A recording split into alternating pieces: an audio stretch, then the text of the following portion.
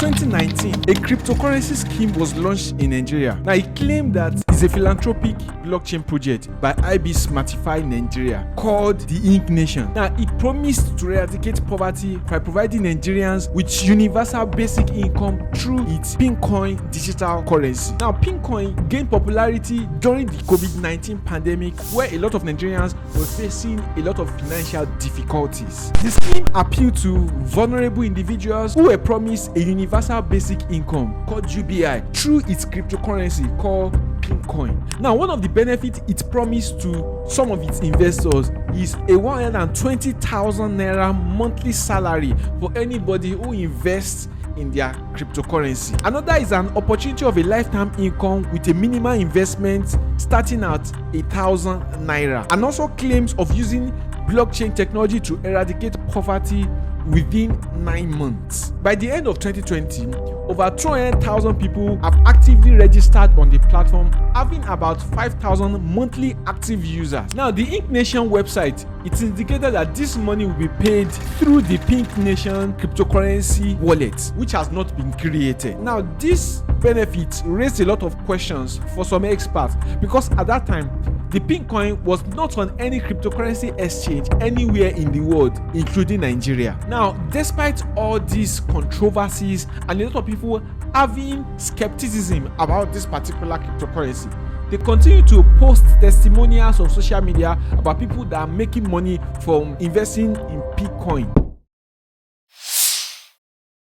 Earlier in June 2020, the Nigerian Security and Exchange Commission started to flag Inknation as an illegal operation, informing the public not to do business with that particular company. Now, the Security and Exchange Commission warned the public because they fear that Nigerians are falling victim to yet another big scam that thrives in the growing popularity of cryptocurrency. Suspicion came because they claim to be the world's first charitable trust DAO, and they claim that they can end poverty in any country in less than 9 months. Now, on their website, these scammers showed a very convincing way they will be able to bless people, and now they will generate revenue for investors. Now, this warning by the Security and Exchange Commission were initially ignored by investors and the public, especially Nigerians, due to Inknation's aggressive marketing and fake testimonial on its website, as well as on its Twitter page and other social media accounts. Now, prior to Security and Exchange warning, another organization called Stakeholders in Blockchain Technology Association of Nigeria,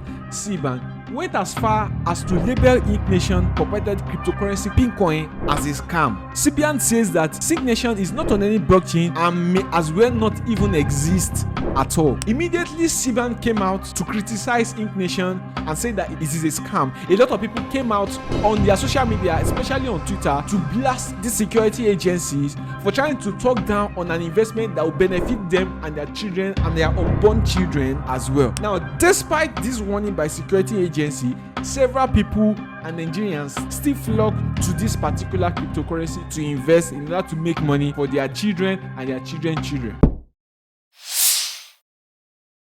Now, shortly after the Security and Exchange Commission, as well as CBAN, reviewed and stated to people that this is a scam and they should not invest, the Economic and Financial Crime Commission in Nigeria started to investigate this particular cryptocurrency. They launched an investigation on Pinkoin, and they issued a public notice that the founder of the coin is facing charges of obtaining by false pretenses, name dropping, as well as fraud. Although even after all this warning and statements that were made by the EFCC, people were still investing in this cryptocurrency because they seem to have believed the lies the founder had been telling them for a lot of period of time, especially as a result of its aggressive marketing style it's using on people. Now, something happened immediately after EFCC launched an investigation and issued a public notice to the founder of the company. Its website began to develop faults. In fact, at one point, the website went down, and they issued a public notice to the public telling them not to be afraid, that the website was just undergoing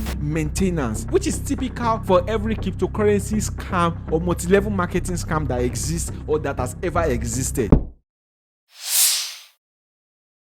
On May 2007 of that particular year, the founder of Inknation was arrested by the Economic and Financial Crime Commission, the EFCC, in Sokoto after trying to flee from Lagos, where he was originally based, for masterminding a pyramid investment scheme which was used to defraud Nigeria for up to 32 million naira and was questioned over the crash of his business activity and why the website suddenly went down. Now, on the 10th of June of that same year, after spending about 2 weeks in the EFCC custody, he was released on bail.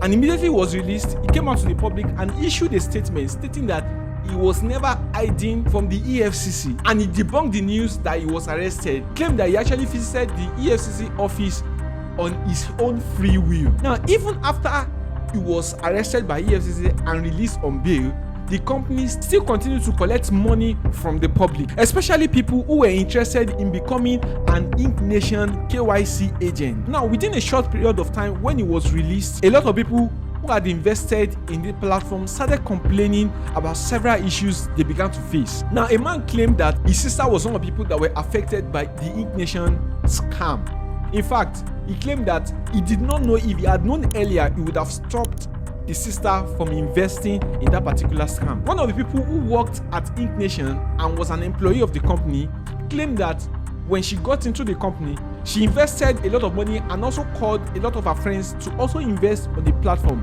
when it sounds so good to be true, and later it backfired and she regretted.